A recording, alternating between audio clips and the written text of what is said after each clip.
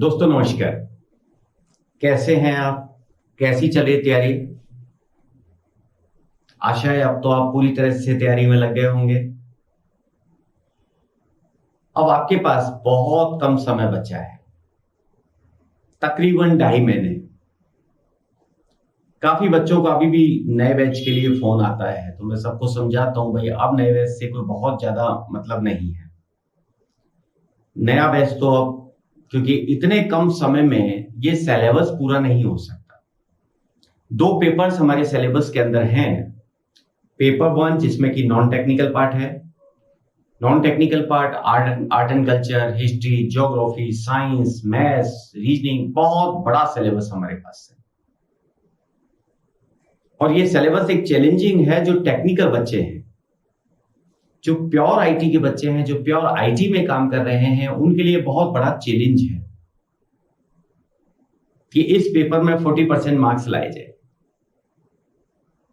दूसरी तरफ जो ऐसे बच्चे हैं जो कि आईटी के हैं, आईटी में काम कर रहे हैं काफी टाइम से, लेकिन पिछले कुछ सालों में गवर्नमेंट तैयारी के लिए उन्होंने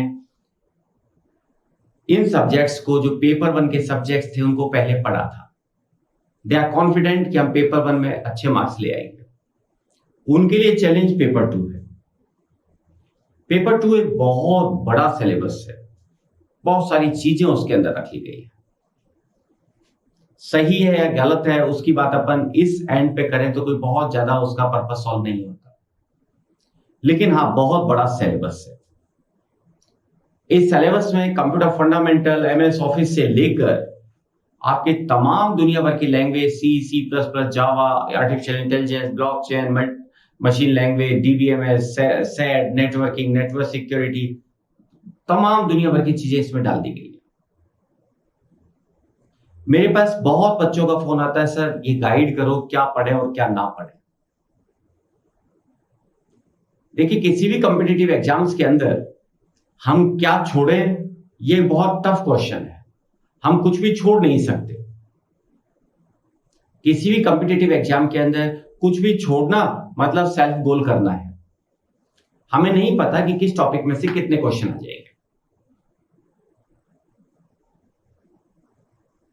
मेरे काफी साथी कहते हैं भाई कंप्यूटर फंडामेंटल में से 25 क्वेश्चन आएंगे। पता नहीं, क्योंकि आईटी का एग्जाम है। जब हम बात करते हैं अपने कांस्टेबल के एग्जाम की, पटवारी के एग्जाम की, वहां पर कंप्यूटर फंडामेंटल के क्वेश्चंस एक्सपेक्टेड रहते हैं। लेकिन जो आईटी के एग्जाम, अगर आप आईए 2018 का देखें तो केवल 5 या 7 क्वेश्चन है कंप्यूटर फंडामेंटल के थे, जो कि वो आईए का एग्जाम था। ये यहां पर एकेडमिक्स का है। आईए में 4-5 टॉपिक्स ही थे, यहां पर हमारे पास दुनिया भर के टॉपिक्स हैं। तो केवल कंप्यूटर फंडामेंटल के भरोसे पे ना रहे, ऐसा मुझे लगता है, मुझे व्यक्तिगत रूप से लगता है। एक सेक्शन आपका प्रोग्रामिंग वाला जो है, उसके अंदर 3-4 लैंग्वेजेस, सी प्लस प्लस, जावा, पाइथन डाल दी गई है।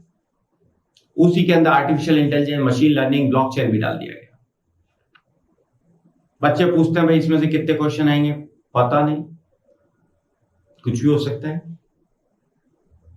हम इस सेक्शन को भी ये कह के नहीं छोड़ सकते कि भाई 3-4 सवाल आएंगे। काफी मेरे मित्र ये कहते हैं भाई इसमें से तो 3-4 सवाल आएंगे, छोड़ दीजिए। नहीं छोड़ सकते, छोड़ना उचित नहीं है। पता नहीं ये जो 3-4 सवाल आएंगे, ये 3-4 ही आएंगे या इसमें एक जीरो और लग जाएगा। पता नहीं paper setter C plus plus, Java, Python, इनको एक अलग अलग टॉपिक मानेगा, ये एक पूरे सेक्शन को एक मानेगा।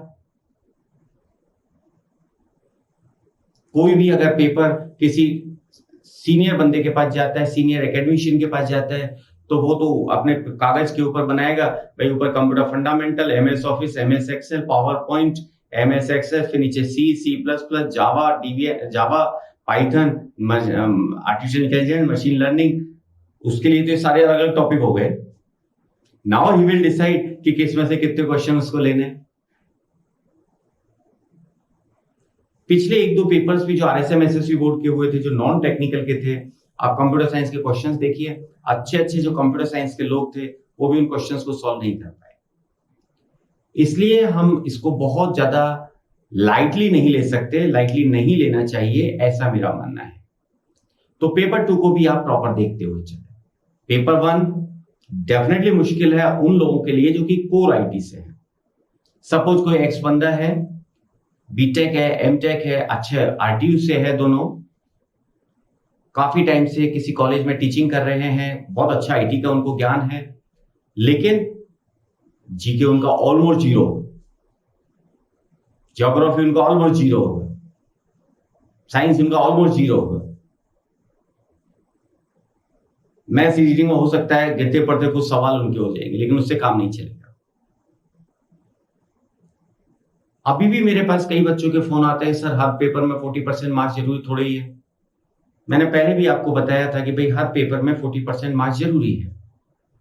बच्चे आर्ग्यू करते हैं कि भाई सिलेबस में तो लिखा हुआ नहीं है।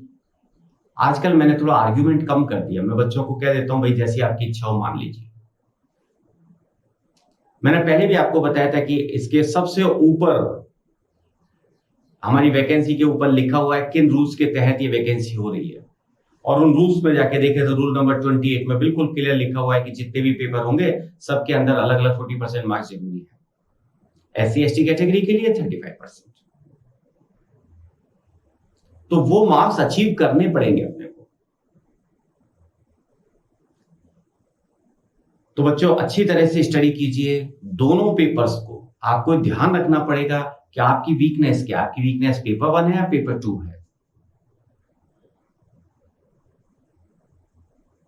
कई बार आईटी वाले बच्चे भी थोड़ा सा हवा में आ जाते हैं।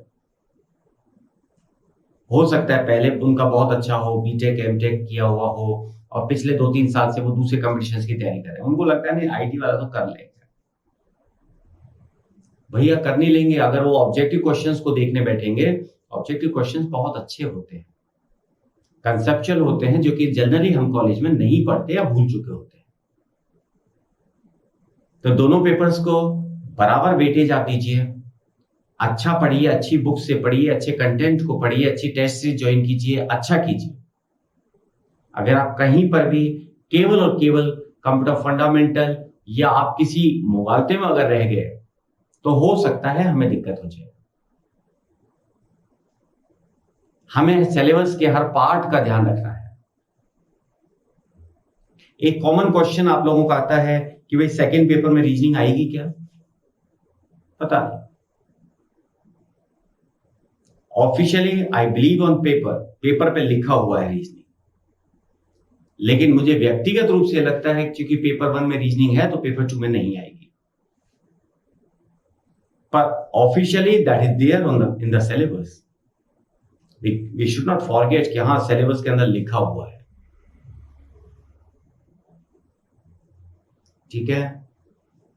काफी बच्चों का फोन आता है, सर एग्जाम तो पोस्टपोन होगा ना? क्यों होगा भाई? अभी तक तो सच ऐसा कुछ है नहीं।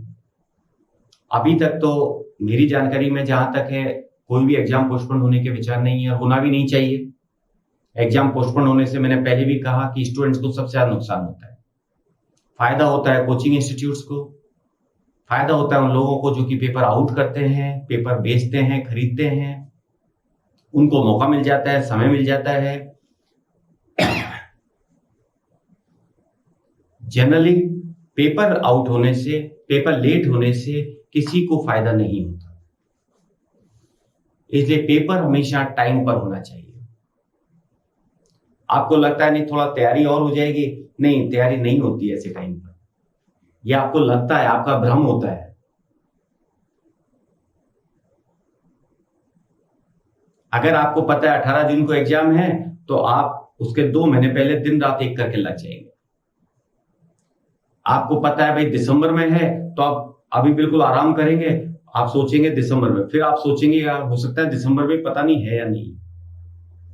इसलिए एग्जाम टाइम पे होने पे ही आप सबका फायदा होता है। हाँ कुछ बच्चों का ये कहना है कि भाई हमारी डिग्री कंप्लीट नहीं होगी, ये एक मुद्दा है, लेकिन आप इसको जो भी है, क्योंकि एज पर रूल एग्जाम की डेट तक आपकी डिग्री या आपका जो भी सर्टिफिकेट है वो कंप्लीट होना चाहिए, एग्जाम का हो जाने चाहिए, रिजल्ट आ जाना चाहिए। ठीक है, तो दोस्तों अच्छी तरह तैयारी कीजिए। All the best.